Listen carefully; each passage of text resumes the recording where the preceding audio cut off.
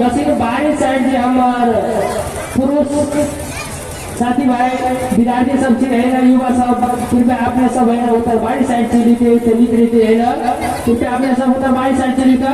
अपने सब आग्रह है समिति के साथ कि महिला की साइड से अपने सब साइड से लियो जे भी हो, कृपया आपने सब है ना पुरुष भाई सब के उत्तर बाहरी साइड आवा के लिए कई साइड आई के लिए समिति आग्रह करा छे।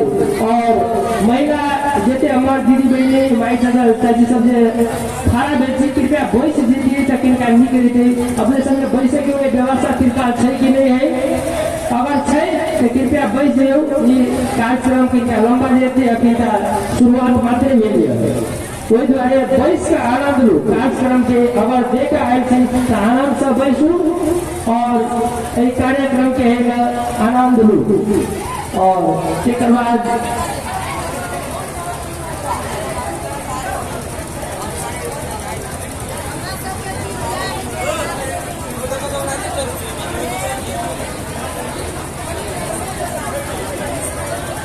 तिरपाल लागत है।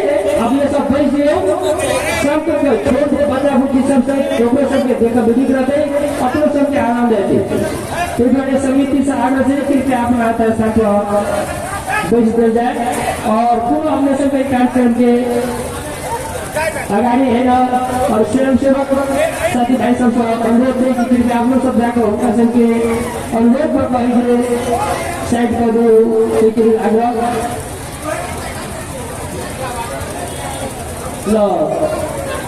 पूरा दोसर झिझिया प्रस्तुति के लिए पुनः ये सब है तैयारी और उनका दीजिए रिकॉर्डिंग के क्या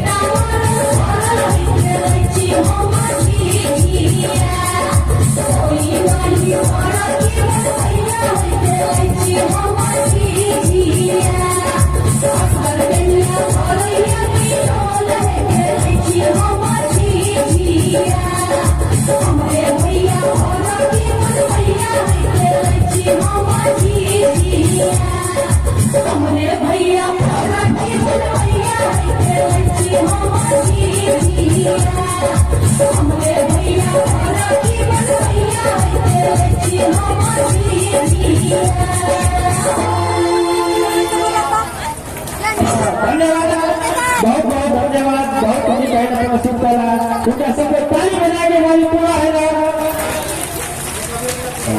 और जिनका सबके इनका है ना पुरस्कार देना प्रोत्साहित करके चाहिए तो दस भी उनका फिरते राउंड कर देते और फिरते देते रहते हैं।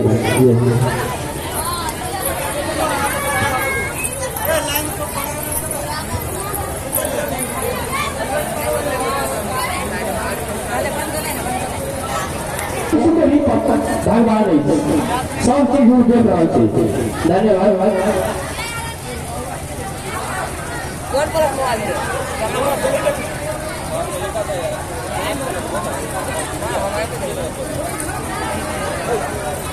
और गैदरिंग बहुत ज्यादा देख रहा है अपने सब क्या वैस मिलते तो बहुत बिगड़े गए क्या वैस जाए बार समिति से आग्रह कर रहा है लेकिन अपने सब नहीं देख रहा है। पूरा अनुरोध कर रहा है पछाड़ी घुस के सबको बैठ जाता है ना। अगर कार्यक्रम देने के कार्यक्रम शुरुआत से ये कार्यक्रम होगा कि चाहिए से अपने सब नहीं देख लिया देते हैं अपने सभी आनंद अच्छी है ना एक अपने के नीक महसूस भाव से है। लेकिन जो कार्यक्रम हो गई ये कार्यक्रम अपने सबके बाकी है जैसे वो चीज अपने के लेकिन जो नायक समिति चाहिए से अपने सबके बाद में क्लियर करता है। द्वारे अपने सब कितना कैसे पूरे करिए है ना। और बड़ी सुझाव है जगह या अपराध से शांत हो जाए।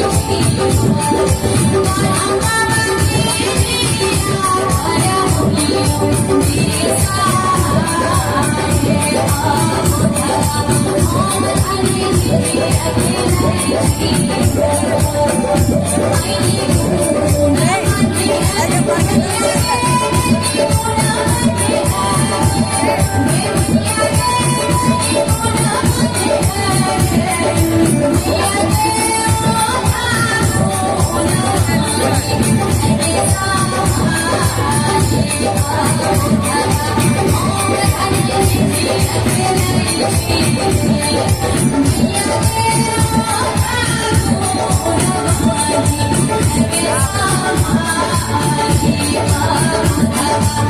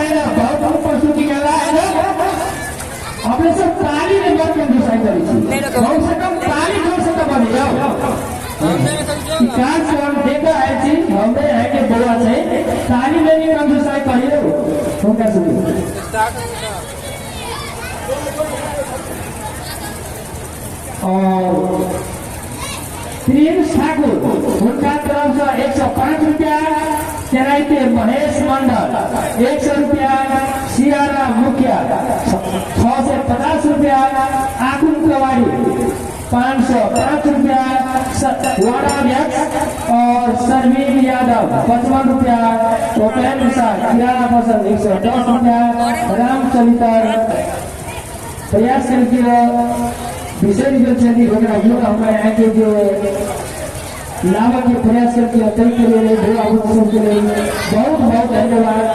हार्दिक मंगलमय शुभकामना।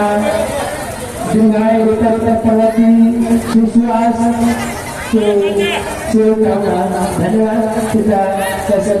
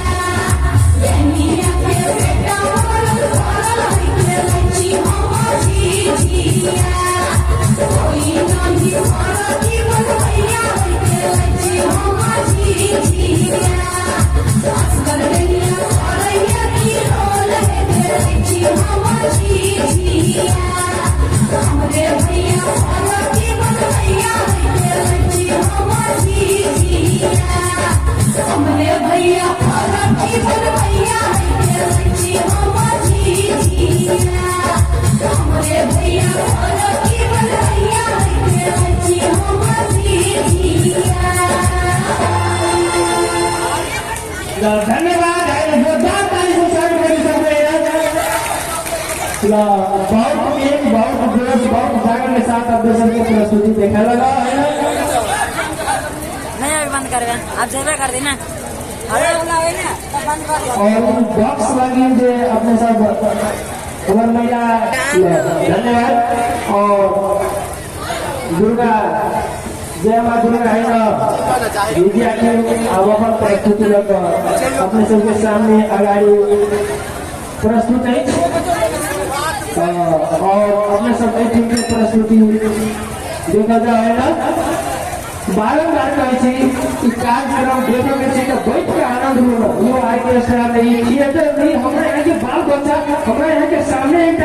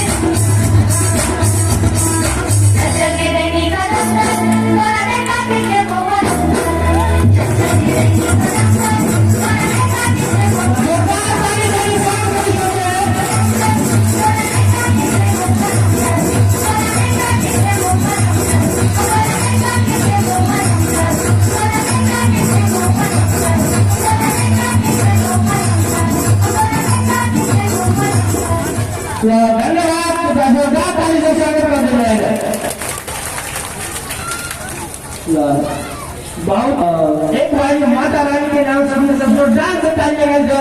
दुर्गा महारानी की, दुर्गा महारानी की, दुर्गा महारानी की, भैरव महाराज की, भैरव महाराज की, हर हर महादेव। जय जय जय, धन्यवाद। कैसे तुम्हें प्ले करो कोई दिन क्या था बोला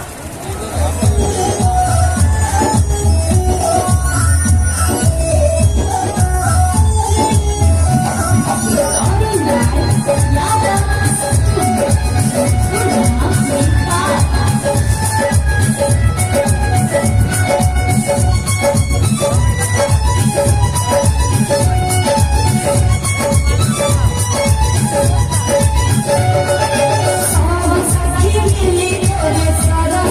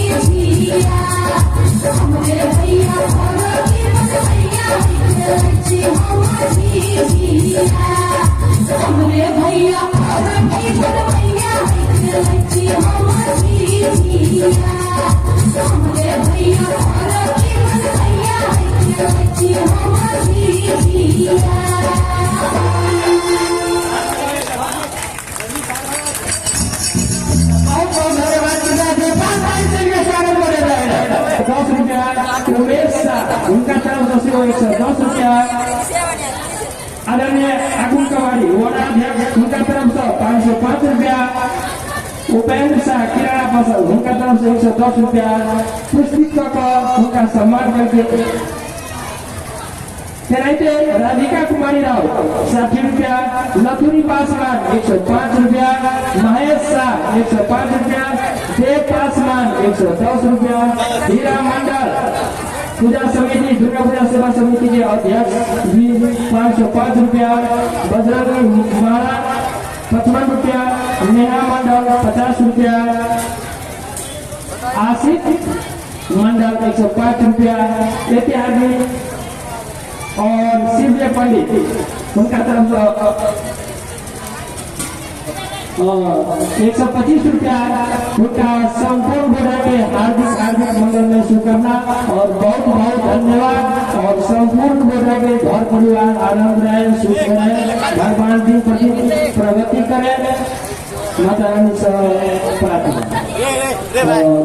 धन्यवाद।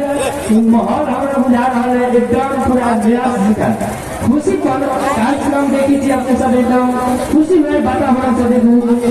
और हम अपने सबके किस हम वही महल में न जाए क्योंकि हमारा उदास जी का महसूस बुझा रहा है। यहाँ सब आंसू पड़े महसूस में आओ पड़े कैसे देखा किनका रह दो किनका माहौल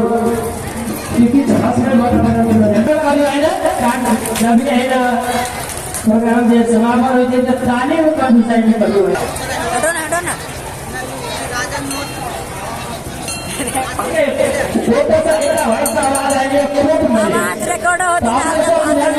शादी 3 प्रकार से लव मैरिज मैरिज जो लड़का लड़की के पसंद से होते हैं वो भगवान लव मैरिज और अरेंज मैरिज ये माई बाप के मेल मिलाप से माई बाप के ये वातावरण से मिल कर होते हैं तो भगवान अरेंज मैरिज और दोनों पैसा जो नहीं मिली तो लास्ट में कोर्ट में जा कहेंगे भाई का विवाह करना तो भगवान कोर्ट तो ये एक और आरोप भाई क्रम में कि भाई एक लड़का है तो देना ना जे विवाह के क्रम में ओकर माई बाप है जे ओकरा है जे अरेंज मैरिज नहीं हो मतलब कि लड़की पक्ष रही है धनहार रहे पढ़ा लिखल रहे बढ़िया परिवार के रहे मुदा लड़का रहे मूर्ख रहे गरीब परिवार के रहे फिर दुआरे शुरू के अरेंज मैरिज नहीं भ सकते और लवे मैरिज करे के प्रयास करके बहुत लोग रहे बाधा आए लास्ट कहे कोर्ट मैरिज के प्रोसेस तो ऊपर से किस लड़की पक्ष से कुछ आदमी सब है जे ओकर लग आले है ना एक जन हमरा यहाँ के जे बरसाती हो मरवे हो जे तभी हिसाब से कोई लड़की पक्ष है जे कोई लड़की के किस आदमी सब जरूरत है आए और लड़को जे बेचारा एकदम सेज बेच कर वही चीज का जे जाते रहे पोस्ट माध्यम होते धन्यवाद पोस्ट माध्यम होते इससे कार्रवाई कोई लड़का धन्यवाद कैसे भूले कभी सब जो भाई को